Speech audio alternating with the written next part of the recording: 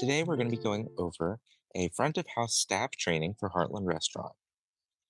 So to get started, we're going to use our PIN to log into the system.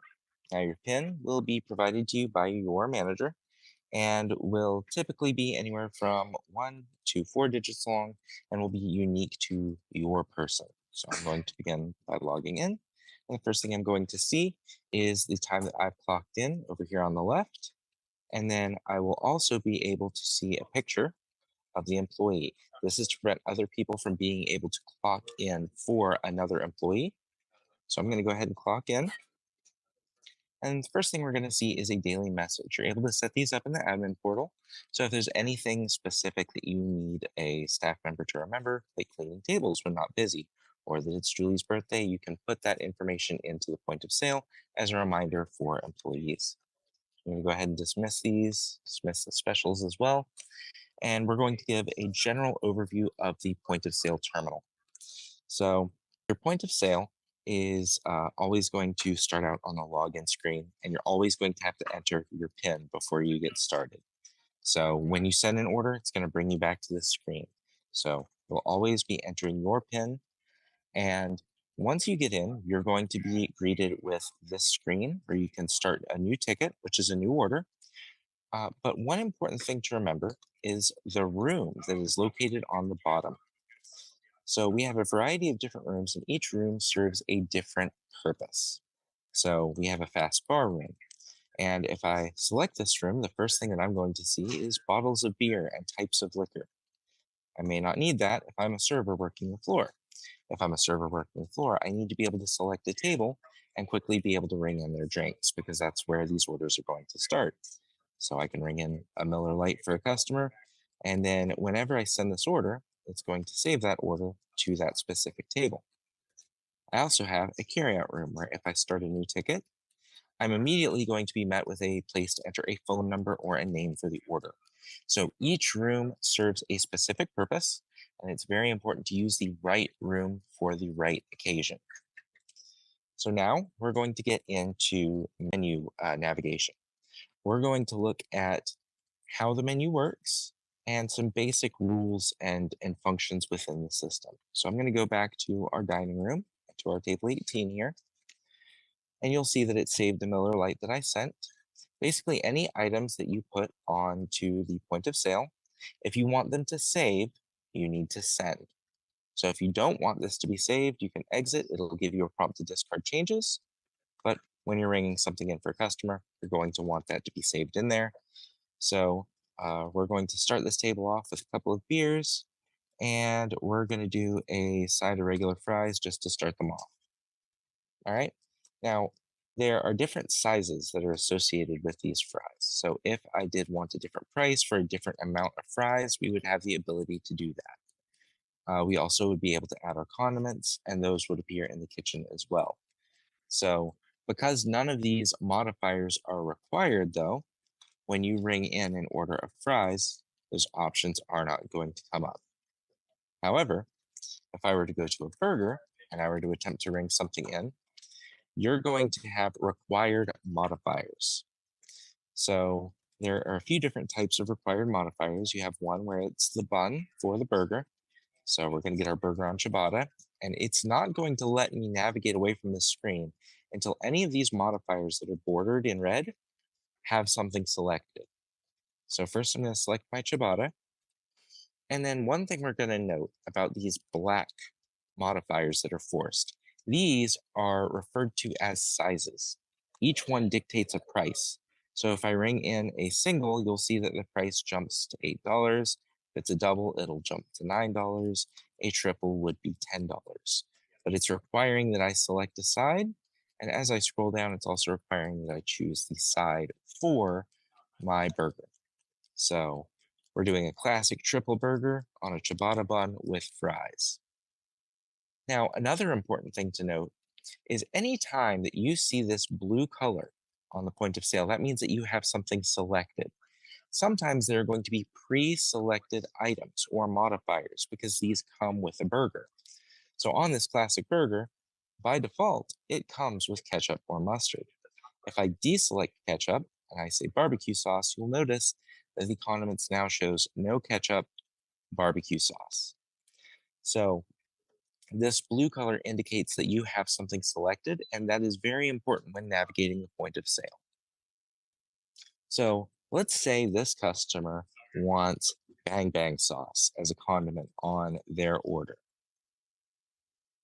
Bang bang sauce is not an option in our sauces, so the only thing you really have the ability to do here is to make use of special instructions. Anytime that you utilize special instructions, it allows you to type something in as a note to the kitchen specifically.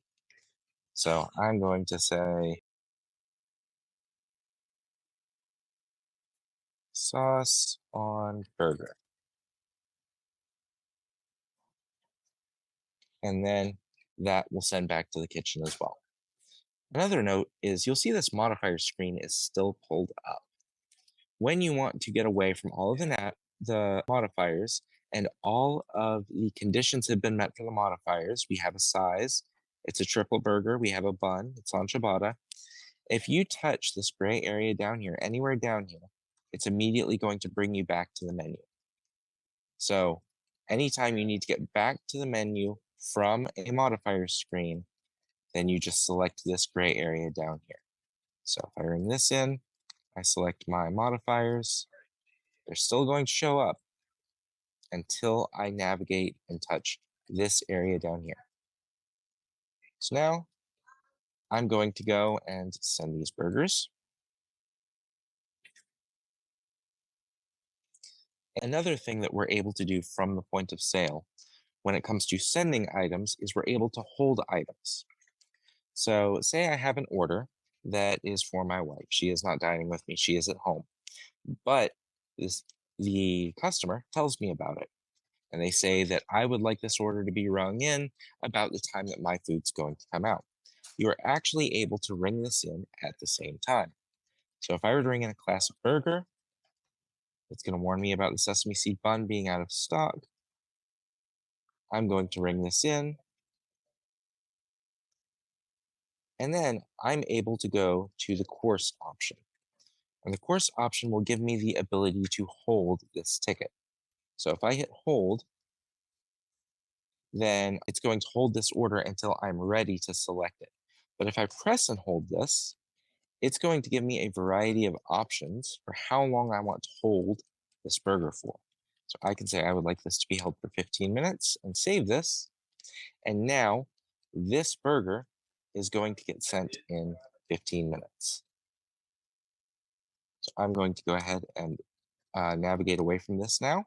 And you'll see there's always going to be an orange indicator on items that are held. And when I send this, you'll notice my table becomes orange. This is always to indicate that there is a held item on this order. So next, we're going to get into more details about entering the order. When it comes to entering the order, you have a lot of functions that we've already covered, special instructions, modifiers.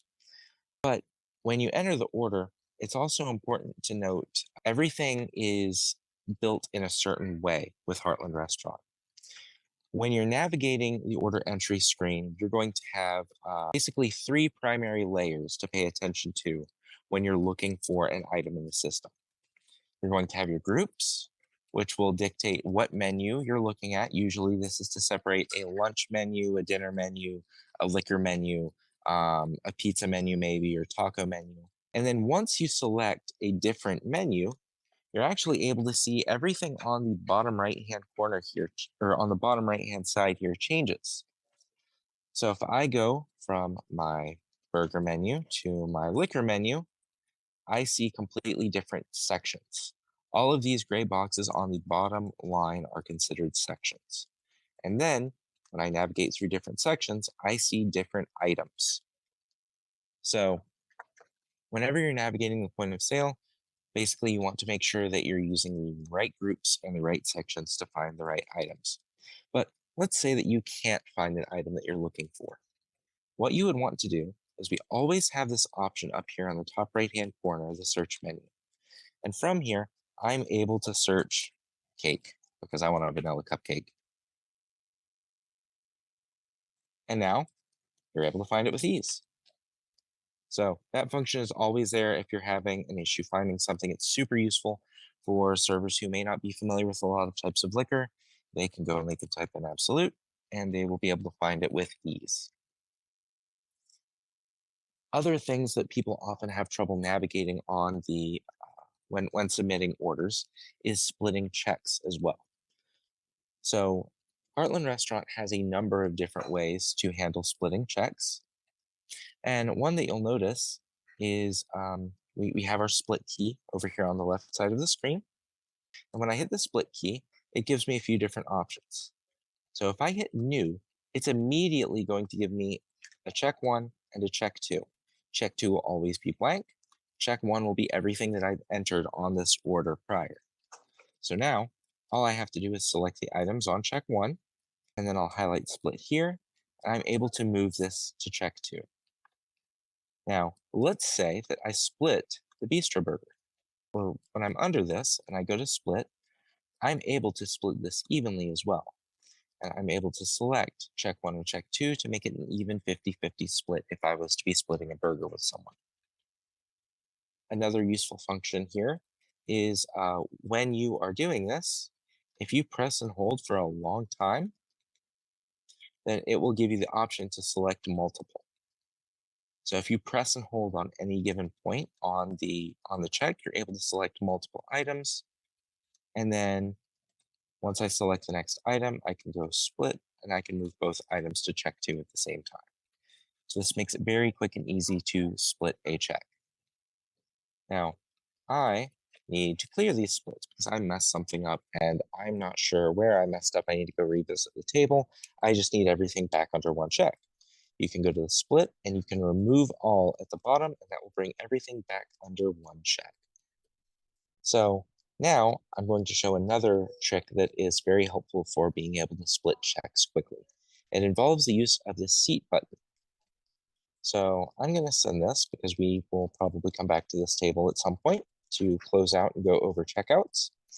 But if I go into this table here, I have this handy seat button.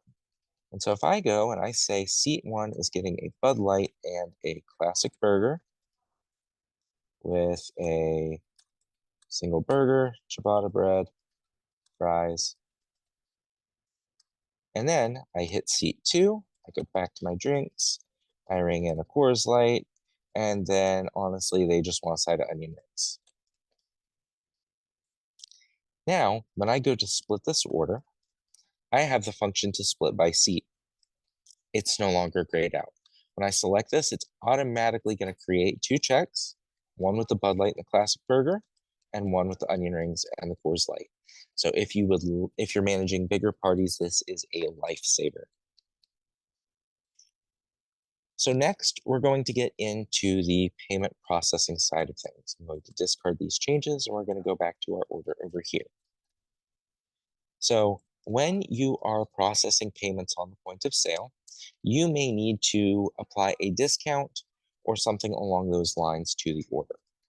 An important designation to remember on the point of sale is a discount is always going to be associated with an item, whereas an adjustment is known as a ticket level discount. That's going to be located somewhere different. So if I need to apply a discount to this bistro burger, I click the bistro burger here, and then I go down here and I select my discount. And I'm able to say that this gets the friends and family discount, but I don't have those permissions. I'm a server. So what we would do is we would have a manager enter their code. And once the manager enters their code, it would apply that discount for you. Now, you always have the ability to remove the discount. And let's say I did need to apply a 10% discount to the entire check. In this instance, like I mentioned earlier, we would not want to use the discount button. This is associated with a specific item, not the entire check. If I go to checkout, I have a function down here called adjust. And when I select this, it allows me to go in and apply a variety of different discounts that are pre-programmed into the system. So if I go here and I say that this is a firefighter's discount, um, actually, it looks like this one was programmed for the full amount. So I'll go back to adjust. We'll say local business. Oh, there we go. It is applying. It's down here. The local business is taking off 209. Let me remove the firefighters discount. It's still here. So the local business discount is removing 10% off the check, whereas the firefighters discount is removing 50%. Now, you have the ability to make adjustments that apply to the entire ticket. You have the ability to make it so that these are not able to work together. So that is something that you would set up in the admin portal. But in this instance, we do have it available where you can use multiple discounts because you may want to give 10% off of a specific item, and you may want to give 10% off of a check for a customer who is like a veteran or who gets like a military discount. Next, we are also going to cover happy hour pricing. So if a happy hour were to be available on any of these bottled beers here from 2 o'clock to 4 o'clock on Thursday, which is what today is, then you would have an indicator that would appear next to the item. In parentheses, it would say HH for happy hour or whatever short name it's given. And when you select this item, it will show up as the original item as Miller Lite, but it will come up as the discounted rate. So whenever you're dealing with any automatic pricing in the point of sale, it is very easy to deal with because the system already knows what times and what days these discounts should be available on the products for. So it makes it a breeze to be able to make use of a happy hour or an equivalent pricing discount. So once we've applied our discounts and we're ready to check out, we go over here to the checkout tab and we are greeted with this keypad. Now, if we ever need to enter a partial payment amount for any reason, we're going to make use of this keypad.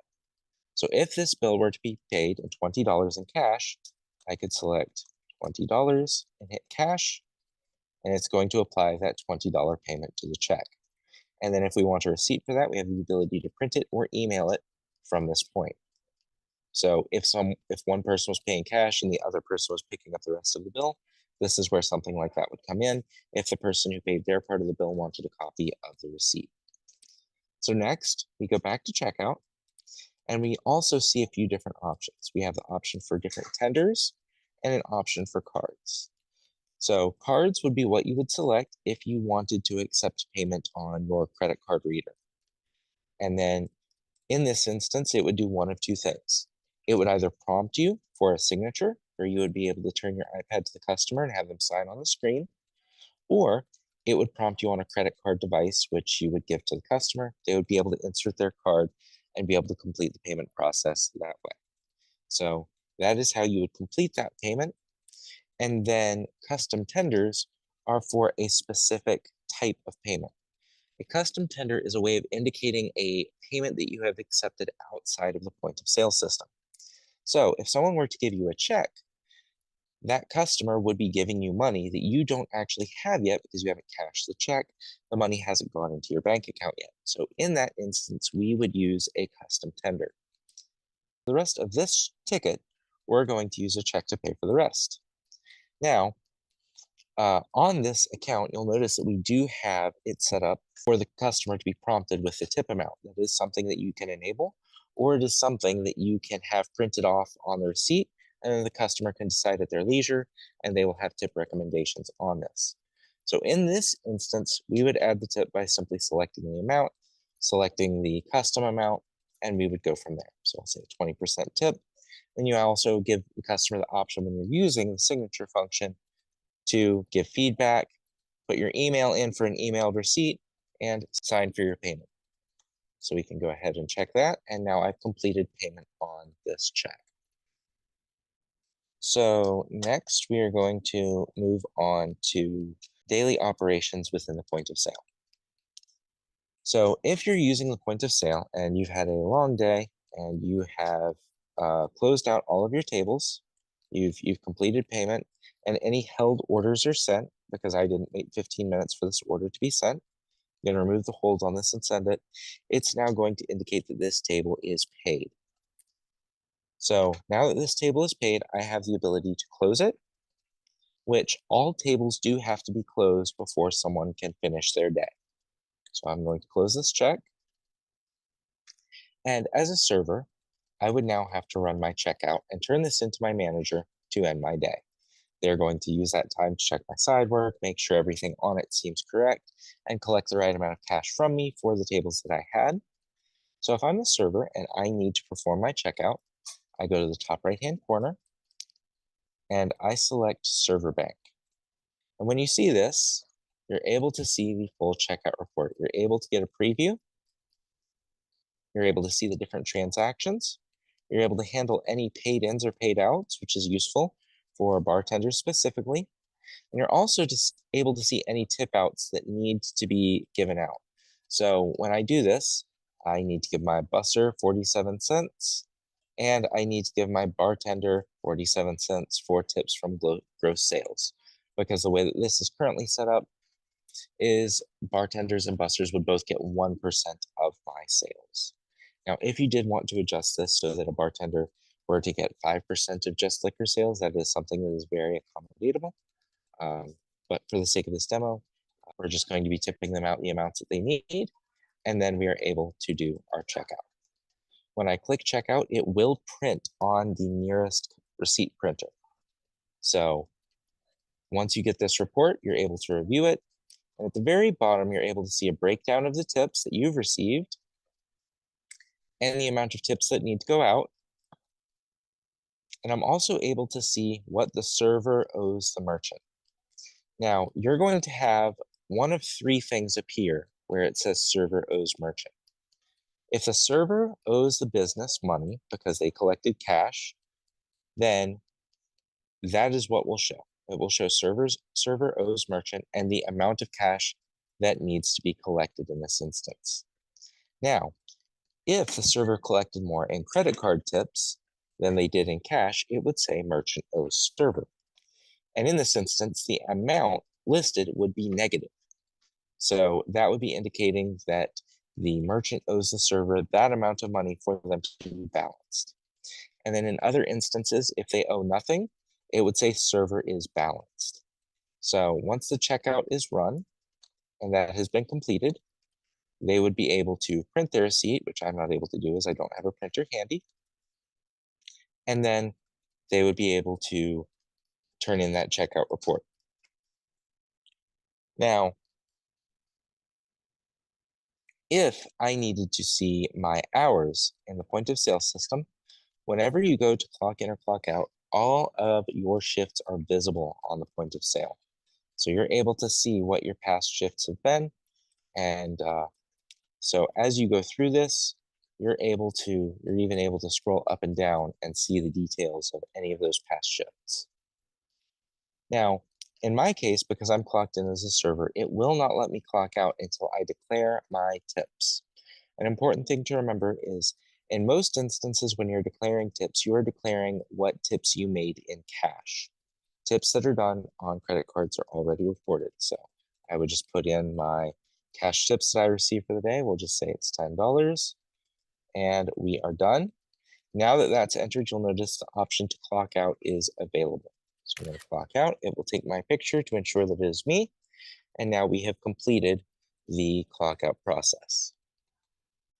So next, we're going to go into basic troubleshooting on the point of sale system. So the first thing we want to bring to your attention are the icons located at the top of the screen. So these each have different meanings that are useful for troubleshooting, with exception to the last one. The first one says items waiting to be uploaded. And this means that if you see a number by this, that your internet connection has made it so that it is unable to send uploaded files to the admin portal on the internet. So if this ever has numbers beside it, please call us at 330-823-3111. Our support number is always listed at the bottom left-hand corner of the screen. So if you see a number by this, or if you see a number on your printer queue, I always advise that you call this number, as we're likely able to work out some issues you're having either with your internet connection or with your printers not always receiving jobs that are sent to it from the point of sale. Now, these other two icons at the top, we've covered the items waiting to be uploaded and the items in the print queue. We also have this icon, which looks like a box connected to other boxes. One of your iPads is always going to be designated as the socket server. And the socket server manages all communications, whether it is print jobs, credit card payments, anything along those lines. Your socket server is the one that's going to handle it. If it is in red, it means one of two things. Either you only have one iPad at your location, or that this iPad is unable to see the socket server. Now, if this iPad was the socket server, the top square would be blue and the bottom ones would be white. And if this iPad was connected to the socket server, the bottom three squares would be blue and the top square would be white. It will also give you these will also give you more details if you were to click on them. So it will tell you if there are any associated clients on it. And these other icons are useful as well. They will give you more details if you click on them. The other one that's important is this hand holding the credit card. Now, the first thing to note is if it says attached card reader not connected, that has nothing to do with your credit card reader if it is not plugged into the headphone jack on the iPad. The attached card reader only applies to the card reader attached in the headphone jack. The EMV terminal is what you want to look for when it comes to trying to troubleshoot something on the point of sale. If you're having a credit card issue and this indicator is red, it means that there is no credit card reader selected for this iPad. Again, if you experience any of these issues, do not hesitate to call our 24/7 support line at 330-823-3111, and we're more than happy to get this taken care of for you. So, if your point of sale system was ever to be unresponsive for any reason, or if you were to have issues with the point of sale not taking a publish, um, or with the point of sale just generally having issues sending print jobs or credit card jobs correctly, the first troubleshooting step that we always recommend is restarting the Heartland Restaurant app. Now, on an iPad, restarting an app requires double tapping the home button on the iPad. That button is always going to be located on the center, on the face of the screen of the iPad, either on the right or the left side, depending on how your iPad is oriented. So in my case, it's over here on the right side, and you're not able to see this on screen, but there is a singular button on the face of my iPad, and if I were to double tap it, then what would happen is this screen would shrink like this, and I'd be able to see all of the apps that are currently open on my iPad. So what I'm going to do is I'm going to grab Heartland Restaurant and I'm going to slide up. When you slide up on that, now you have closed the app. So when I reopen it, it's going to go through its startup process again. It's similar to restarting a computer. It goes through the startup process, it makes sure that it's able to connect to the socket. It's going to make sure that it refreshes and takes the latest menu publish. So if you are ever missing items from your point of sale that you just added, it's very important to always check the menu time at the bottom right-hand corner of the screen. The menu time indicates the last time that the iPad received the latest copy of the menu from the admin portal.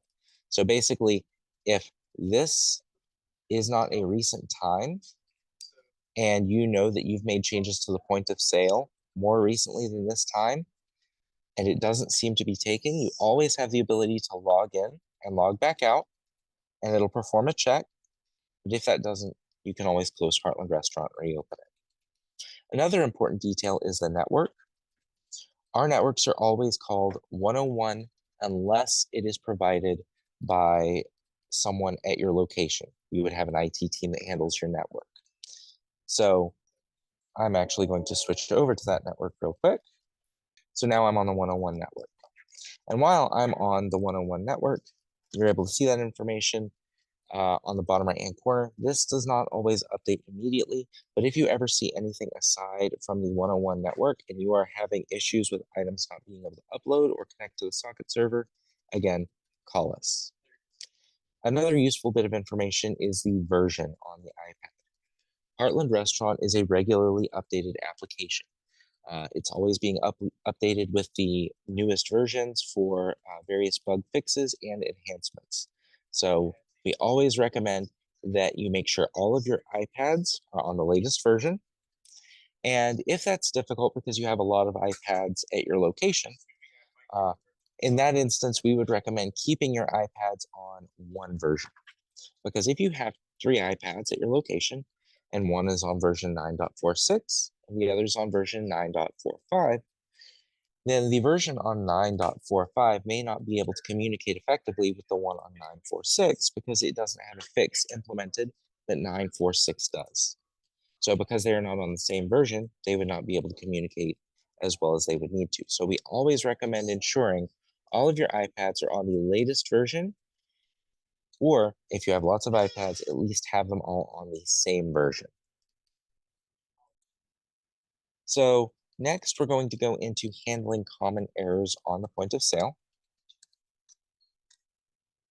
So I'm going to say that I'm a server and I'm bringing in a Diet Coke and I'm bringing Budweiser and Coors Light. I send that and I realize, oh, I wasn't supposed to ring a Budweiser and a Coors Light. I was supposed to ring in a Miller Lite. So you go and you ring in your Miller Lite, you send that, and you go back to your table. You run to the bartender, obviously, and you tell them, hey, I do not need this Coors Light. And now we need to void the Coors Light off of the check. So what you would need to do is you would select the item. Actually, let me make sure I am under, yes, let me log back in as a server. So I'm ringing in my Miller Lite and my Budweiser. And so when I need this voided, I'm going to select the item and I'm going to choose to void the item. It's going to ask for a manager pin if you do not have these permissions. So we would type in the manager pin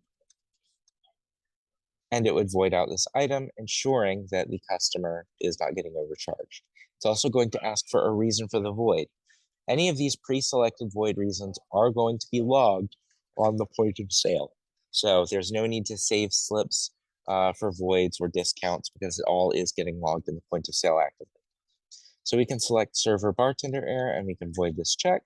And now the customer is getting charged the correct amount again.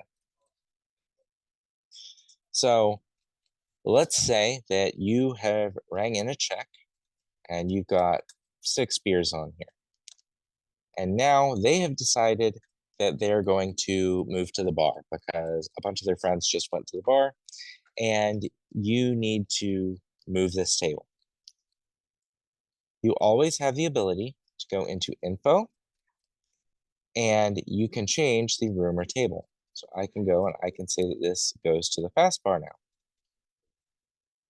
And now once it's assigned to the fast bar, when I send this, I won't be able to find this order under tables anymore. I'm able to see it under fast bar. Now, typically when you do this, you would also need to change the server associated with this order. So what you would do is you would go to the info tab again, and you would do basically the same thing. You would change, like you changed the room table. When you select the server, it's going to bring up a list of different servers who are clocked in. So I'm going to select my server, and now when I send this, the server on the list has changed. So another thing that could potentially happen is in the same instance, someone comes in and you ring in your 6 beers, 7 beers, send that, and then they move to the bar. And the bartender's already rerung what they had. They went to the bar, they said, hey, we moved. We had the drinks that are listed on the check, the 3 Budweisers, the 4 Coors Lights. So if they've already created another ticket for it, there's actually an easy way to handle this as well. You can go to the checkout screen and you can void the entire ticket at once. And again, you would just classify it as a server or a bartender error. And that's actually going to void the entire check. So it's not just voiding the item, it's voiding the entire check. If there's a payment applied to the check, you would need to void the payment before you voided the check. So we'll demonstrate that as well. So we ring in a drink, we check out, and we do our tender.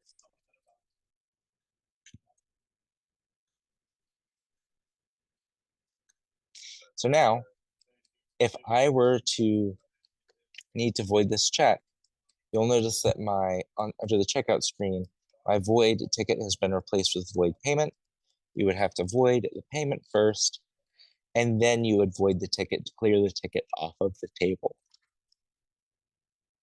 Again, if there's any confusion or if you have any issues with any of this, feel free to call in at the support number listed at the bottom left-hand corner of your point of sale system on the login screen. Now we've got the basics down.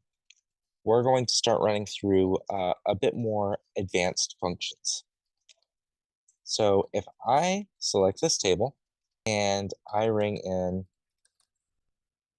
these items and I've sent it,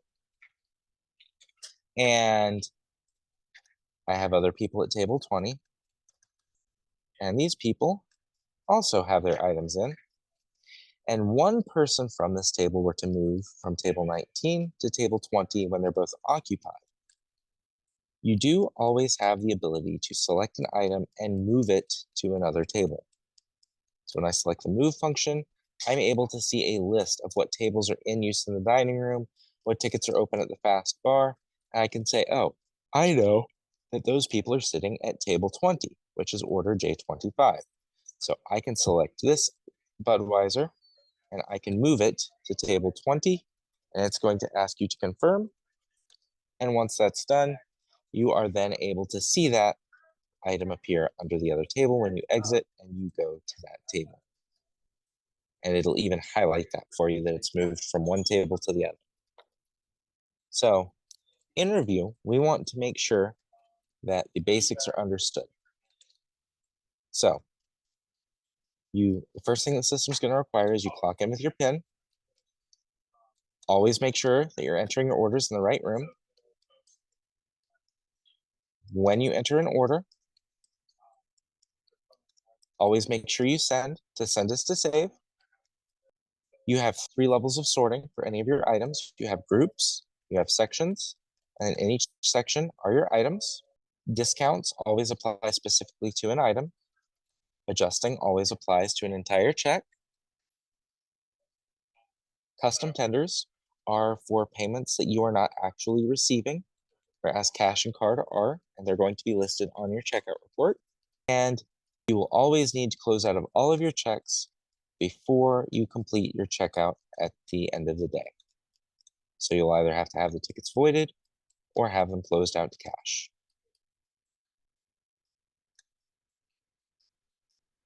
And that concludes our training. If you have any further questions, feel free to let us know, and we look forward to speaking with you more in the future. Thank you. Bye.